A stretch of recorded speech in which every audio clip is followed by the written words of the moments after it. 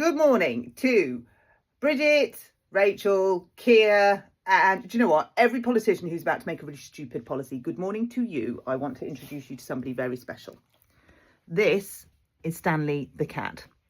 Stanley the cat, this is Beetle, she wants to say hello too. But Stanley the cat is 21. He's going to be 22 in October. And Stanley the cat is sitting or is asleep in his heated pad in his basket under the heated clothes dryer. Now, lots of you have seen Stanley in the videos before. He drinks out of the tap. He yowls constantly. We think he's got dementia, but he just wants to be part of the family. And he is part of the family, and he has been for 21 and a half years. Stanley was with my then boyfriend and I as we moved to Hong Kong. So he moved from Wandsworth to Hong Kong. He did 10 years in Hong Kong, in which time we had our son. We lost lots of babies through miscarriage. We then did IVF and we had our daughter.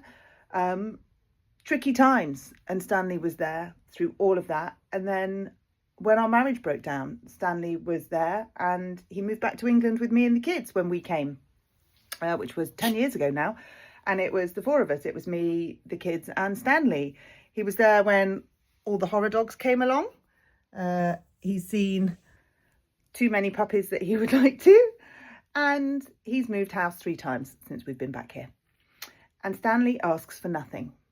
Stanley gives everything. So he gives unconditional positive regard. He sits on your lap at night, he curls up, he purrs, and then he goes off and does his day job, which is at the minute sleeping in the heated basket under the towel rail.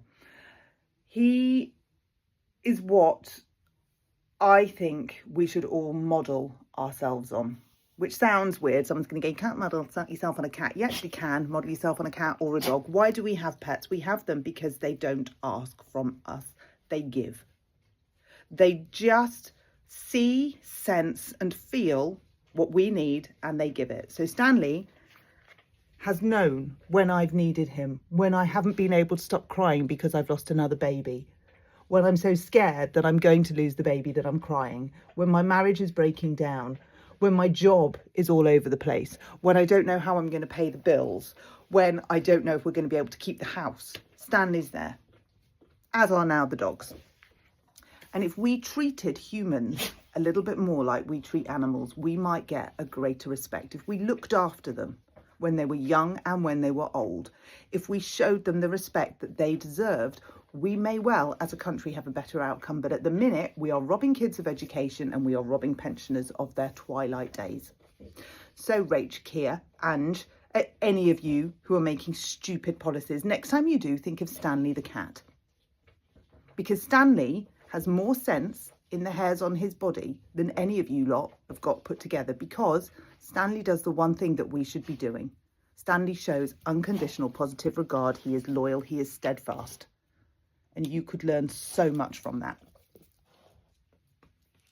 Stan, I think you should be Prime Minister, but don't ever let on. Okay. No, darling.